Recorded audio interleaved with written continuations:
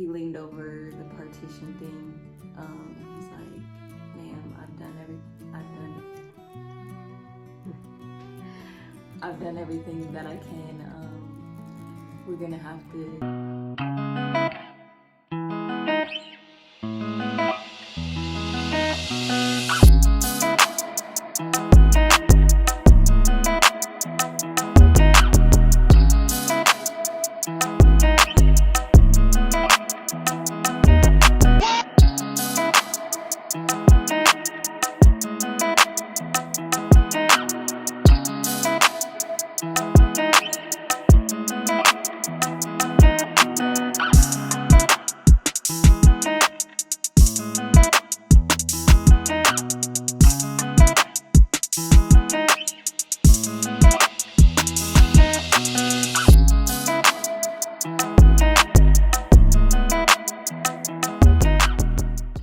Hey guys, welcome back to our channel. We are so excited to be here with you guys today. We know it's been like 17 years.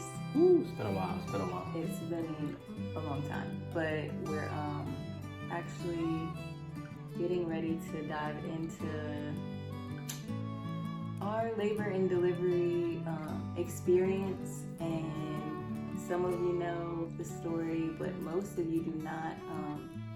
We had quite the experience, so we just wanted to kind of update and inform you guys and not leave you hanging, because I know on the end of our last video we said to be continued, and it's been a little while. It's been a while. So we wanted to come back. Where do we start is the question. I think we're gonna start, okay, so my due date, we can start there. My due date was July 23rd, and obviously anyone who's had a kid, they know if you go past your due date, you have to, it's like protocol to set an induction date. So my doctors, I signed a paper to be induced, and my induction date that they picked was the 25th of July. So only 2 days after my due date, which was different for me because with my last pregnancy, I had to wait, it was a little over a week. So I thought I had time kind of to give my body time to go into labor naturally on its own, but that wasn't the case. So we went into the hospital July 25th at 8 a.m. I think was my induction time. Things didn't really get started until about 10 a.m. That's when I started having like my own contractions and whatnot. And we kind of got off to a slow start, I want to say. And that's when they had to do the Pitocin and everything. And so we went through that, and then, I don't know, I feel like even with my last pregnancy, I kind of had a hard time laboring. Kind of had in our minds that this pregnancy and this labor and delivery would be not a piece of cake, but it would be way easier. Like we wouldn't have as many complications, and that just didn't turn out to be the case. We went through the day, I started to progress and whatnot, but it was like every doctor that came in, remember they kept saying that I was a different centimeter. Like one doctor would come in and be like, "Oh, you're 5 to 6 centimeters." One would be like, "Oh, you're 8 to 9. One would come back in, and they had so many people recheck me like, "Oh no, she's only 7 centimeters." And I'm like, it was just weird. Like we never experienced that before. This entire time, the main doctor was monitoring vitals. So of course we didn't know that. But during her contractions, what was happening is the umbilical cord was it was tightening. So he could see it on the monitor. So every time she contracted, the baby's heart rate would like drastically drop. So the baby's heart rate was averaging probably about between 135, 145, normal. And then when she would contract, the heart rate would jump down to like 40. So even before the doctors told us that he was, monitoring, we knew something, like, okay, wait a minute, for her to contract and the heart rate to drop as low as it did. I'm like, okay, something is off, something's not right. So again, as we're trying to progress and getting all these different centimeter dilation rather, getting different, this doctor says one thing, this doctor, I'm like, okay. So then the final doctor comes in and says, hey, we have to make a move, ASAP. We're like, okay. We went into that day, with what we thought was a pregnancy plan. Hey, I think we even talked about it. We had our bags packed. Like, hey, we gonna go in here, right? We get in and out. All right, ready? Break. We going in here. We gonna be in here for a day and a half. Baby, gonna come out. Let's get back home and get back to it. Get recovering. That's not what happened. So again, since this wasn't a part of our pregnancy plan, when the doctor he mentioned what was our thoughts on a C-section, right? Yeah. And immediately, so I know my wife, so I'm like, okay, we haven't discussed that as an option. So immediately I looked at her as she was looking at me, and I knew what was about to happen. She became emotional in that moment because, for one, I think not because that wasn't just part of our pregnancy plan, but I believe she became emotional because for the doctor to come in after all of these hours of laboring and say, hey, we think you need to have an emergency C-section, I believe she was, a little scared. She was afraid in the moment as to why. I've been laboring all this time. I keep getting close, and some doctors say I was almost there, then some say no, you're not there, and then now you're telling me I have to have an emergency C-section. So again, like, I know her, so I know what was going through her hand in that moment. So we asked the doctor if we could have a moment, and he probably said, yeah, you can, but we don't have, basically we didn't have much time. If we were going to do this, we got to make it happen. Yeah, we didn't really get, it was literally 2 seconds, and next thing you know, they're unplugging everything. Hurry up and push me out out the door, like, you get in the gown. I had to put on a gown and prepare to go into the room, because this went from a natural birth to now they're about to have surgery. So they had to scrub me in as if I was one of them, and then also prepare her for what was about to happen. So again, this was just something that was not in the plan. We just thought smooth sailing, but that's not what happened. We know, I believe in the last video you guys seen, I think we showed you clips of the process, if I'm not mistaken, and then everything looked like it went smooth. And what you guys seen is that the joy of the Lord, the light remains on us, but it was definitely a trying time. It was a trying day. It was a trying moment. Even to this day, still dealing with some of the remnants of what took place.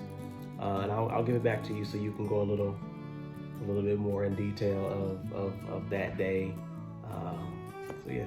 Okay, so they wheeled me off to the operating room. If you've ever had a C-section, like, you know how that room looks like. It's kind of scary, like intimidating. So I just remember being like, oh gosh, here we go. And Robert hadn't made it in at that time. They actually started cutting me open everything without him there, which I assumed like they were gonna at least wait till he got fully dressed and was able to make it into the room. But I guess that's why they call it emergency C-section. They had to get things started, and then he fell in when he came in, like literally when they were bringing joy out of me. That's when we seen that she had a knot in her umbilical cord. They call it a true knot, and it's really rare. I think it's like 2 in every 2,000 pregnancies or something that happens, and they can't tell us whether it happened during labor and delivery or it happened earlier in the pregnancy.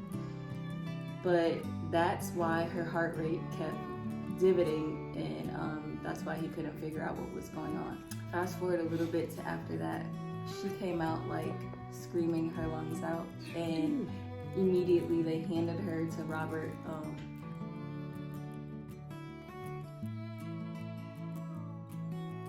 And he held her there for a minute, and I was still laying there, obviously, so he like let her kiss my face there for a second, and then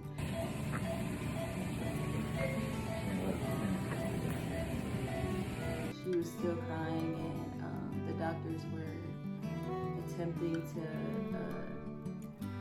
close me back up and my surgery. And then I hear we both, I guess, hear these words that we just weren't expecting to hear. The surgeon said, "I don't know, I've never seen anything like this. I can't get the bleeding to stop." So immediately I'm like trying to unhear that, because I mean, who wants to hear that? You're in their hands, you're in their care, like you just think everything's gonna go well, and when you hear that, like, fear automatically consumes your mind. So in that moment I was obviously fearful, and I think he did, or was working to do everything that he could, it just didn't work. So they ended up having to, let me rewind real quick. They told my husband that he had to leave the room. So I was like, I just wanted to cry. So here it is, they get the baby out. For me, I know how sentimental, how important it was for my wife to have that skin-to-skin contact with her daughter, with her baby. She didn't get to have that with Robert, because even when he came out, when we had him, there were a couple complications where they had to take him to the table and make sure that he was good and make sure he was breathing correctly.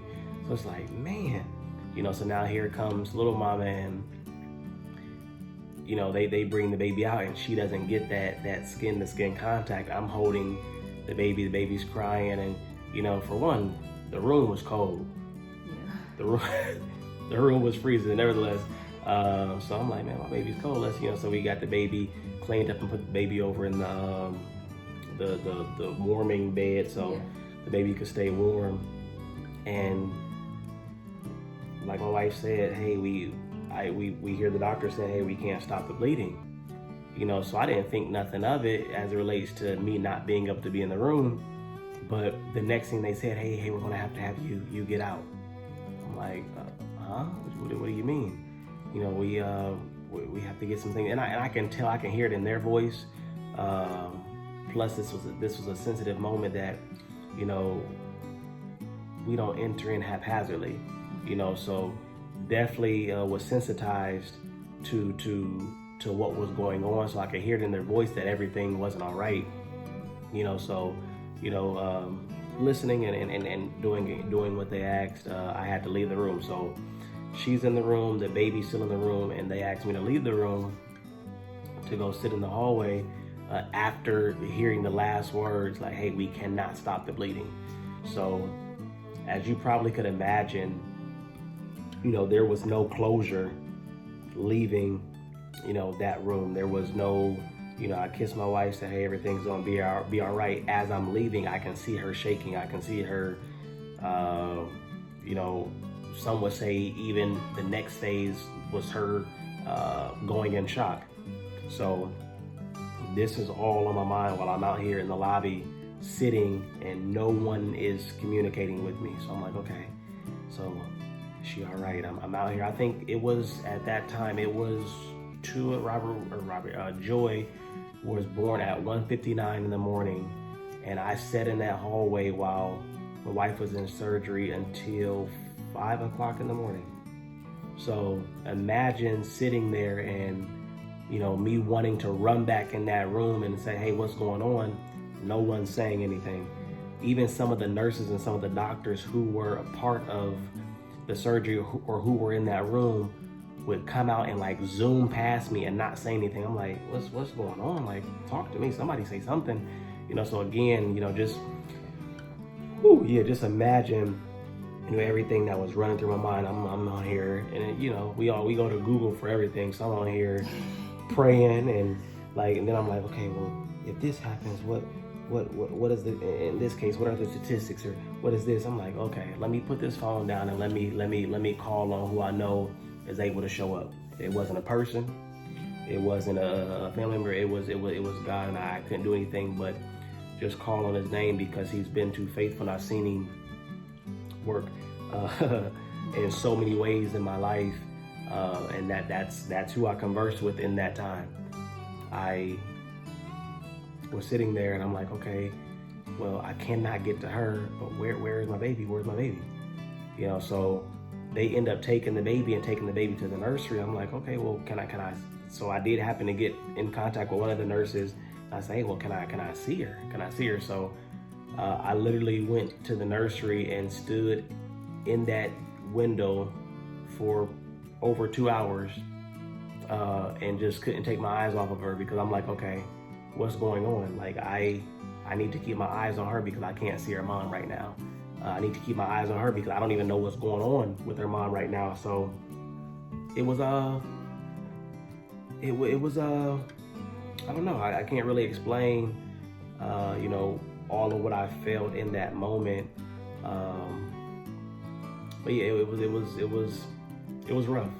It was rough. I didn't, you know, it was just me and her. You know, this was the pregnancy where there was no one else was in the room. You know, we had a lot of support, you know, when we had Robert. And it's not that the people didn't support us, it's just it was a different season. You know, a different season where a whole lot of people weren't even allowed in the hospital. But at the same time, we wanted it to be us. We wanted it to be us. And when we walked in the room, I don't know, I just felt the urge to set the atmosphere. I didn't know what the pregnancy held. I didn't know exactly what would happen. But as soon as we walked in our room, I set our bags down and I set up some pictures of her mother and my two grandfathers who are no longer with us. And I said, hey, it's time to set this atmosphere in this room. And the atmosphere was indeed set. As you can see, God is He's great, and even in the midst of what we did go through, and you know, even right now, you know, me personally, you know, this was a video I think I more so tried to avoid. Not avoid, I don't know. I just didn't know if I really wanted to talk about it. But again, I know who we are as a people, and we're called to encourage and uplift some people, and let somebody know that God is able, and He'll keep you. He'll protect you. He'll make a way. So yeah, that's just a little insert of how I felt when leaving the room. And I was thinking, like, I was just imagining what she was feeling. I was feeling, well, I just remember, I feel like when he left the room, I kind of like shut down in a way. You know, you see it all the time, like in movies, like when stuff like this happens, the outcome is not normally a good outcome, you know, something significant normally happens like in a bad way. And that was kind of in my mind when he walked away. They don't just send you away, obviously, for no reason. It was a life or death situation. So I'm thinking in my mind, kind of the worst, which, you know, I am a woman of faith, but that particular moment, it was a rough moment. When he ended up going out of the room, I ended up losing way more blood. I lost over 50% of my blood, and which I ended up having to have 3 blood transfusions because of that. Then I just remember them keep asking me, like, are you okay? Are you all right? Do you feel any pain? Like, you need more medicine? And I would say, no, like, I'm fine. I don't feel anything. But they just kept giving me medicine. I think they were trying to make me go to sleep, but I was listening. I was fighting to stay awake because I just felt like if I went to sleep, I probably wasn't gonna wake up, and I was not on that because I have a whole family to get back to. So I was just trying my best to focus. Like, as tired as I was just finding different things to focus on. Like, I just kept looking at the clock.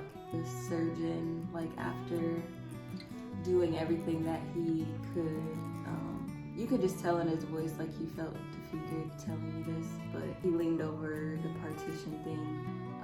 He's like, ma'am, I've done everything that I can. We're gonna have to take your uterus out. And that, for me, honestly, in that moment, I wasn't like sad at all, honestly. I was just more concerned about getting back to my, the family that I do have here. Forget about a uterus right now. If you can save my life, like, I would much rather you do that, because, I know God put me in my husband's life and my children's life for a reason, and I was just thinking along, I wanted a daughter, and like, I finally got my daughter, and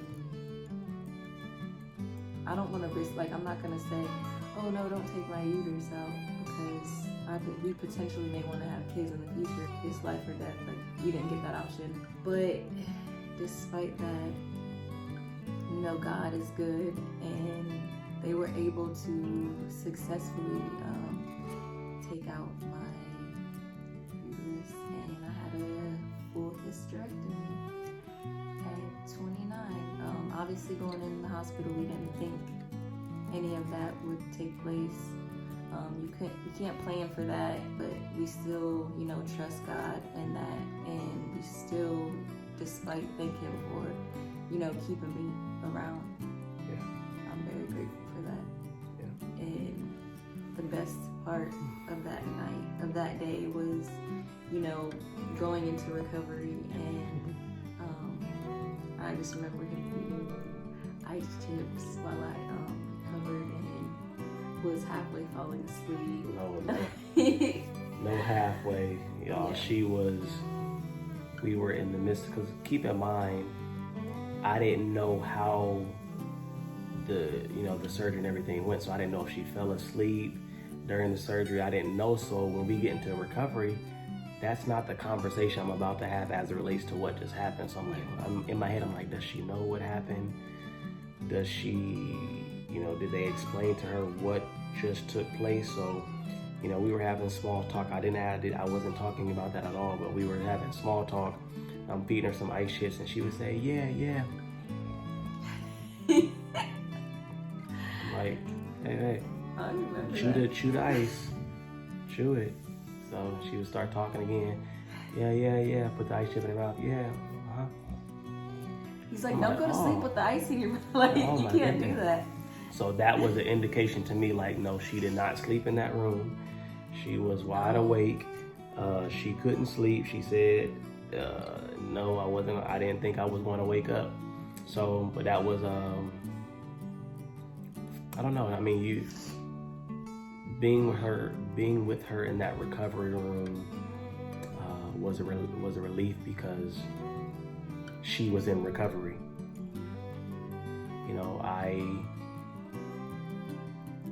I wasn't mourning her, because keep in mind that's what could have happened that day. She could have, I could have been coming home by myself with the baby. You lose almost 50, or you lose over 50% of your blood, and your body goes into shock and possibly go into a coma, sometimes there is no returning from that. So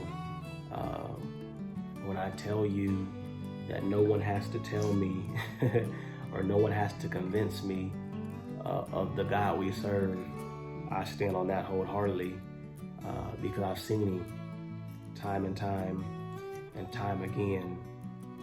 And you have to be careful of when you pray for certain things and God answers and he opens the door,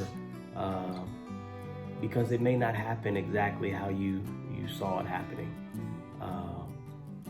but he's a man of his word, and it's going to happen. It just may not happen the way you planned it, and that is the case in this. Shortly after we got from recovering, we got back into the room, I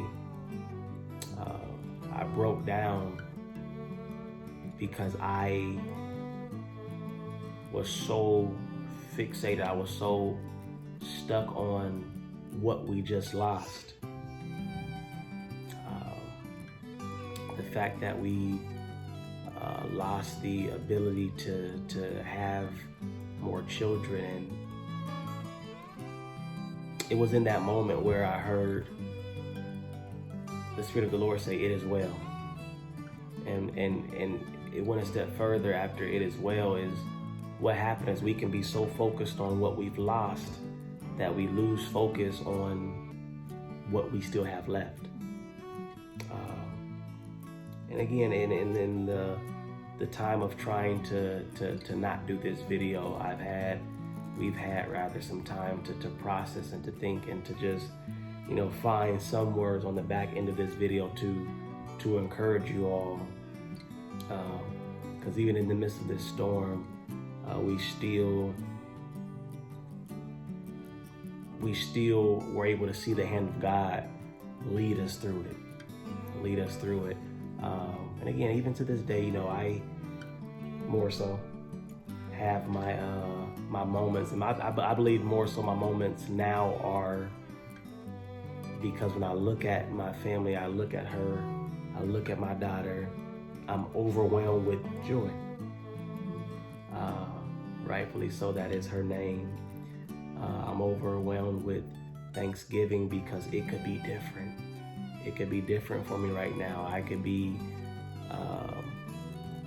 you guys could be helping me get through this season of life.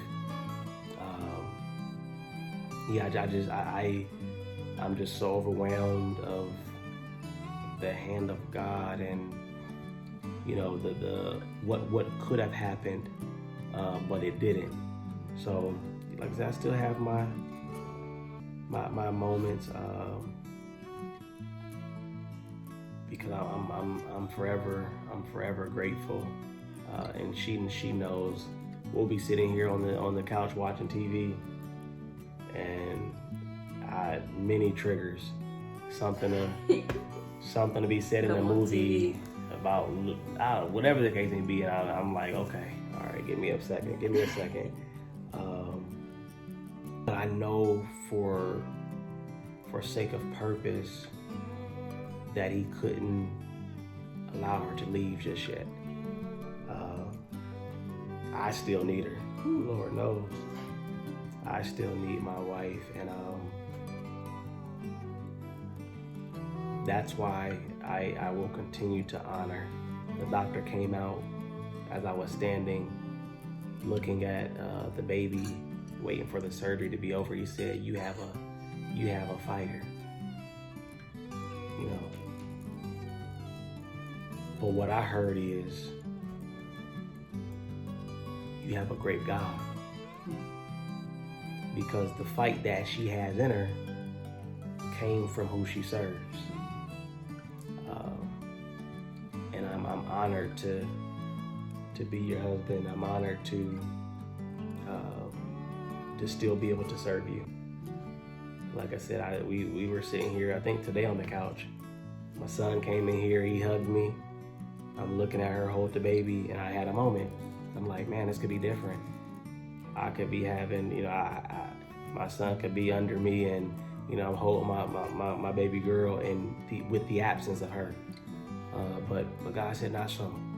He said not so, and he knew this was going to happen, obviously, before it did, and I got a glimpse of it. I got a glimpse of it, because we had some things go on earlier in the pregnancy, for my wife. She had got up late one night to go to the restroom, and she comes back, and I just hear doom. So she literally blacked out, passed out, and fell into the, what's it called? The closet, and knocked the closet door off the hinges. I'm thinking she was joking, but it was real life. She knocked the drawer, or the closet off the hinges. So I'm like, that was alarming. Just she blacked out. Even in, she was diagnosed with gestational diabetes during the pregnancy. My iron was crazy low. I had to have 3 different Venifer infusions. And there were moments where the baby would move a lot. Now, we know that's normal, but fast forwarding, reversing, rewinding on our story, I know we a little all over the place. Hey, y'all, we comfortable, we in our house. But when we were being induced and the doctor broke the water, the doctor said, "Wow, did you know you had that much fluid, in the sac?" So again, that was. Told you, remember? I always said, I don't know what it is about this pregnancy, but I wasn't carrying any bigger than, I was carrying way smaller than with our son. Yeah. And I'm like, I feel so heavy. My stomach is so heavy. It's a lot of fluid. Yeah. It was a lot of fluid, and we think we go back to when we told you guys about the true knot. We think that's probably how the true knot was formed, because she was moving so much, and she literally tied a knot in the umbilical cord. So yeah, just a lot went on, and then to top it off, I had a dream. And it was so vivid that I'm like, I thought it was real. So my wife had went to the restroom one night, and she had panicked, called me in there, hey, come here. So I'm like, what's going on? I jumped out the bed. Like I said, I felt so weird. I jumped out the bed and ran to the restroom, and it was blood everywhere, blood in the toilet. I'm like, what's going on? And I woke up. So I don't even know if it was that next day. I don't even remember, but I know it was either that next day or whenever it was. I told her about my dream, and she said, no, I told her what happened, but I wasn't telling her from the place of a dream. I was just telling her hey, you called me in there and you said you were bleeding. She was like, no, I didn't. So it's wow, so to get a glimpse of pretty much, what was going to happen by way of that dream, is just, everything just started to, after the dust settled and we were able to sit down, it's wow, tracing back throughout the pregnancy and, what happened and some of the diagnosis, and then, to have that dream, I'm like, wow, this was already in the making. This was going to happen, whether or not she. And here's the thing about it, I'm glad the doctors decided to do the C-section, because she could have given birth naturally, and then later on could have hemorrhaged. And then now we got to go and have emergency surgery even the more, because we could have been at home when she hemorrhaged. So again, everything was divine. Everything happened exactly how it was supposed to happen. Even in the loss, we've gained so much. Joy brings literally so much joy to this house. I literally, all she does is laugh all day. It's hilarious.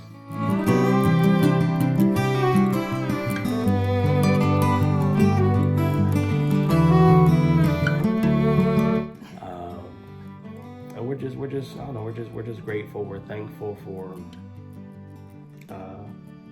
this to be our last child, the grand finale, the big bang, the finado, the finito. We're done. To be given such a precious gift, not only in her, but in life. Because this could be the finale in a whole different way. It could have been a final, maybe because she could no longer be here, you know. But I'll take her being here over what we lost any day, because that's I wouldn't trade it. So yeah, we want to get on here and just give you guys just part 2 of our experience, our birthing experience. Yeah, you got anything? We did it. We did it. It was rough, y'all. It took us 3.5 months. It was rough. You know, we would talk about it. She would ask me, "Hey, let's do it tomorrow. Let's do it tomorrow." And then a month will go by. Hey, let's do it. Let's do it next week. Let's do it.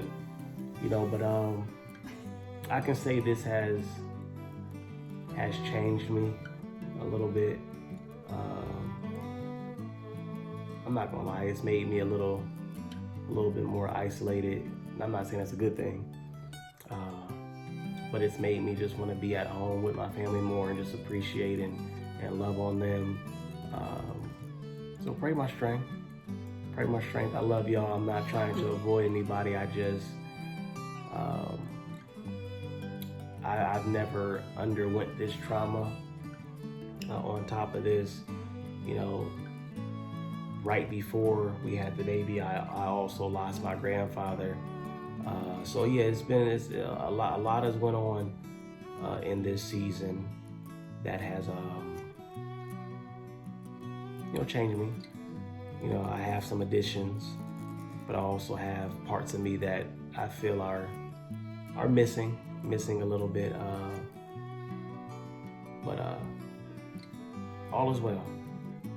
I trust God. I trust that this season has the ability to birth things that are unimaginable, things that I can't even process, things that I can't even think of. And I'm standing on that. As cliche as it sounds, you know, there is light at the end of the tunnel. And we're there. We definitely want you all to pray for us as we pray for you guys. We hope you guys enjoyed this video. We hope that you guys, we're just blessed by hearing the story, and then not only hearing the story, but seeing how we are. You know, we're still smiling, we're still pushing, we still love God, we still love His people. And again, because we haven't taken our eyes off of Him. I believe that's why we remain with, that internal joy and that peace that surpasses all understanding.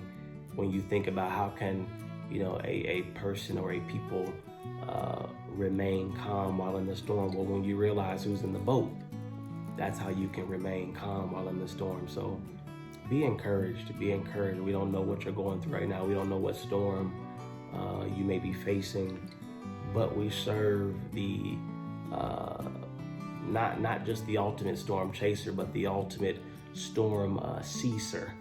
He'll stop the storm. He'll tell the winds to stop blowing. He'll protect you. He'll cover you. Pastor always say the enemy may have his hand in it, but God has His hand on it. So know that God has you covered. Be encouraged.